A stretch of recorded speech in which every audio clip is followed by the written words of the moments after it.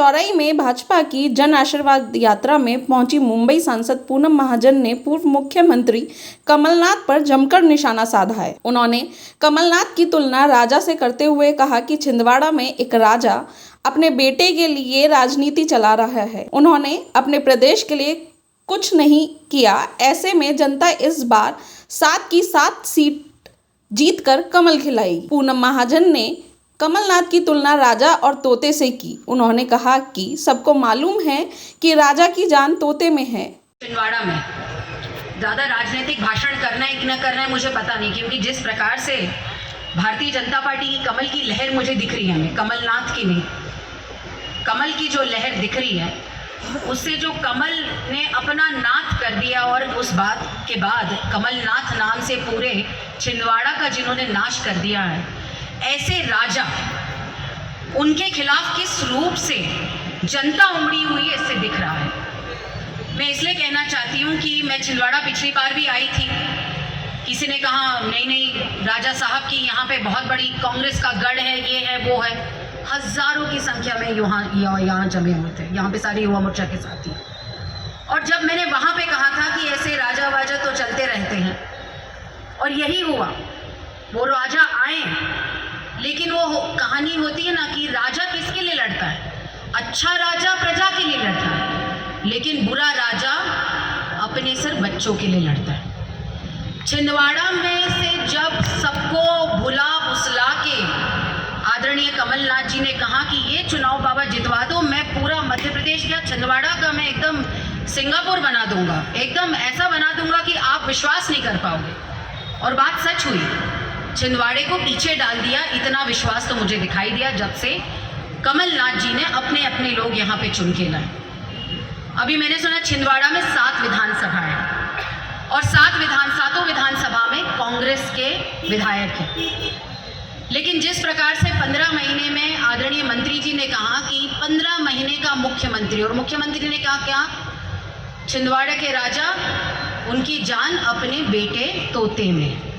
राजनीति छिंदवाड़े की यही थी, राजा उसकी जान अपने बेटे तोते में। अच्छा बेटा, मैंने पूछा कि यहाँ के सांसद बने, मैं खुद सांसद हूँ, मेहनत करती हूँ अपने चुनाव क्षेत्र के लिए, मुंबई से आई हूँ, महाराष्ट्र की बेटी हूँ।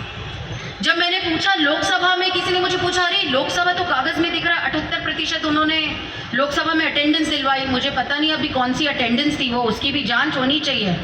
क्या समझते राव साहब, जांच होनी चाहिए कि नहीं, कि उनके लिए साइन कौन कर रहा है कांग्रेस की तरफ से, क्योंकि आंकड़े होते हैं, आप लिखते हैं पूनम महाजन अटेंडेंस, पूनम महाजन, मैं अपनी साइन करती हूँ।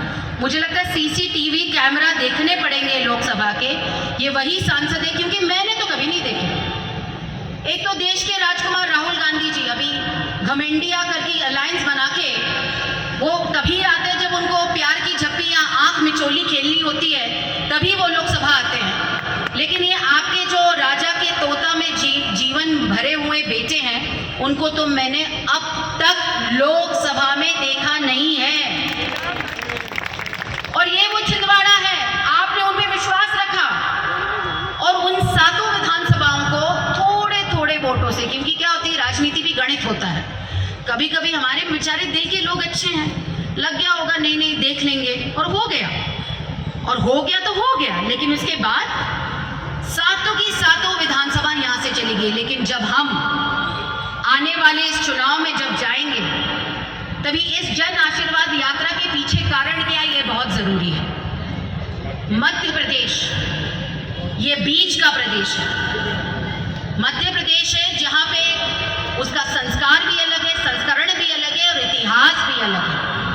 ये वही मध्य प्रदेश है जब कांग्रेस की सत्ता यहाँ पे थी, दूसरे राजा जब यहाँ पे मुख्यमंत्री थे, वो राजा जी मध्य प्रदेश को, वो भी अपनी बेटे की ही जान में लगे हुए हैं अभी भी, दिग्विजय सिंह जी, वो राजा जी जब मध्य प्रदेश के मुख्यमंत्री थे, तब मध्य प्रदेश बीमारू राज्य था। मैं महाराष्ट्र से आई हूँ और तभी मैं समझती थी बेचारा मध्य प्रदेश बीमारू राज्य, 7 करोड़ की जनता, हम तो 12 करोड़ है महाराष्ट्र में, कुछ नहीं कर पाए मध्य प्रदेश के लिए। लेकिन फिर एक आंधी मध्य प्रदेश में आई, हर घर में विकास की लक्ष्मी कमल रूपी लोगों तक पहुंची, और उन 20 सालों में 2003 से लेके 2023 तक आज मध्य प्रदेश सबसे आगे वाला राज्य है और भारत की ताकत में सबसे ज्यादा ताकत मध्य प्रदेश दे रहा है। वो इसलिए नहीं दे रहा है कि कोई सिर्फ बिजनेस खुल गए मध्य प्रदेश में, एफडीआई आ गया मध्य, नहीं, वो इसीलिए है कि हर विदेश में आप जाते हैं और हर देश का जब संस्करण करते हैं, अभ्यास करते हैं, तो देश की जनता कितनी खुशहाल है तो ही देश आगे बढ़ता है। आज हम 5वीं सबसे बड़ी अर्थव्यवस्था क्यों है? क्योंकि आज गरीबों के पास पहली बार सरकार पहुंची है। मुझे मध्य प्रदेश को देख के गर्व होता है 2023 में, और थोड़ी जलन भी होती है, माफ करिए, क्योंकि शिवराज जी आपके भाई, बच्चों के मामा, इन्होंने मध्य प्रदेश की हर महिला के घर जाके उसकी सुरक्षा और सम्मान का काम किया। बेटी पढ़े तो उसको साइकिल दी, पहले नंबर पे आई तो स्कूटी दी, घर पे हर महिला के सम्मान का 1250 रुपया दिया। और आज सोचिए, सिलेंडर के नाम पे ये लोग तमाशा करने वाले कांग्रेस वाले, अभी आने वाले समय में 450 रुपये में सिलेंडर हर गृहिणी को मिलने वाला है। ये शिवराज जी की सरकार ने आपके मध्य प्रदेश में करके दिखाया। फिर थोड़ी जलन होगी ना, हमें भी ऐसे लगता है आपको सब मिल रहा है, हमारे भी महाराष्ट्र के लोगों को मिले। और ये मैं लेके जाने वाली हूँ महाराष्ट्र में हमारी सत्ता में बोलने वाले, देखिए कि मध्य प्रदेश इतना खुशहाल है क्योंकि मध्य प्रदेश की हर घर में भारतीय जनता पार्टी और उसकी सरकार के रूपी विकास की लक्ष्मी पहुंची है। तो ये सीखने लायक राज्य है, जो बीमारों से सबसे ऊंचाई में पहुंचने वाला मध्य प्रदेश राज्य की जनता खुशहाल है और भारतीय जनता पार्टी की सेवा के साथ है। इसलिए आपकी आशीर्वाद यात्रा से हम आपका आशीर्वाद लेना चाहते हैं। मैं ये कह रही थी कि 7 यहाँ पे विधानसभा है, 7 का आंकड़ा शुभ क्यों होता है? जब प्रधानमंत्री बनते हैं तो कहाँ जाते हैं वो रहने के लिए? पहले उसको कहा जाता था 7 रेस कोर्स रोड। तो हम हर वक्त कहते थे कि जो प्रभु श्री राम ने रुकाया था, लेकिन अश्वमेध का लव और कुश का घोड़ा है, वो अटल जी रेस कोर्स लेके गए। अभी वो 7 रेस कोर्स की जगह उसका नाम 7 लोक कल्याण मार्ग हो गया कि लोगों का कल्याण हो सके। लेकिन जब तक छिंदवाड़ा के 7 विधानसभाओं में लोक कल्याण नहीं होगा और भारतीय जनता पार्टी ने मध्य प्रदेश की सरकार संभाली, तो वो सिर्फ जनता के लिए समर्पित है और समर्पित रहेगी। उस रूप से जब हम देखते हैं आज मध्य प्रदेश कितना ऊंचाई पे चला गया, और उसके लिए जनता से आशीर्वाद लें, क्योंकि हमारी विचारधारा, हमारा विचार यही होता है, जिस जनता ने हमें वोट दिया, तो जनता का आशीर्वाद लेना बहुत ज़रूरी है। और जो हमने काम किए हैं जनता के लिए इस प्रदेश में, वो काम जनता तक पहुँचाना, ये हमारा कर्तव्य है। जी, जब आपने प्रवेश किया तो आपको कैसा लगा अपना? मुझे लगा, मैं मैके आई हूँ, मैंने अभी कहा था छिंदवाड़ा पिछली बार भी आई थी तो बहुत स्वागत हुआ। ये कहा जाता है, मैं महाराष्ट्र की हूँ तो छिंदवाड़ा की जो बाहर मध्य प्रदेश की तो जनता जानती है, लेकिन जब जो मध्य प्रदेश के बाहर के लोग हैं वो उनको लगता है कि किसी की यहाँ पे एक चीज़ चलती है इस छिंदवाड़ा में, लेकिन जब आप छिंदवाड़ा के रास्ते पे उतरते तो पता चलता है कि ये सिर्फ राजनीतिक अटकलें हैं। यहाँ पे भारतीय जनता पार्टी पे सबसे ज़्यादा प्यार है, और मैं सोचती हूँ कि इस बार तो इतिहास छिंदवाड़ा ही करेगा कि 7 की 7 विधानसभाएं भारतीय जनता कांग्रेस का गढ़ है, ऐसे कहा जाता है सर, ऐसे कहा जाता है। इसलिए मैंने कहा कि इस कांग्रेस के गढ़ में एक राजा अपने बेटे के लिए अपनी राजनीति चला रहे हैं, वो प्रदेश के लिए तो कुछ नहीं कर रहे। जो उन्होंने वायदे किए थे जब मुख्यमंत्री बने 15 महीने के लिए, या किसानों के लिए किया, कुछ महिलाओं के लिए किया। आज किसान खुशहाल है क्योंकि शिवराज सिंह चौहान फिर से वापस आए।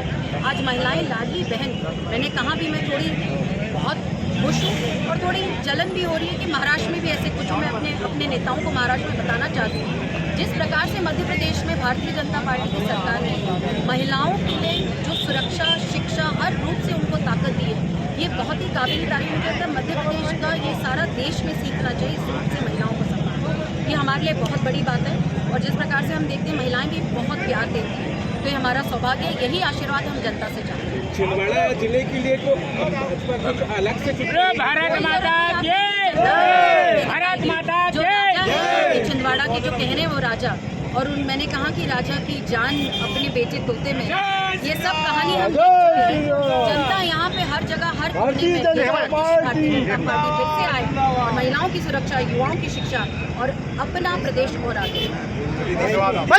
सर्च स्टोरी के लिए छिंदवाड़ा से अरविंद वर्मा की रिपोर्ट।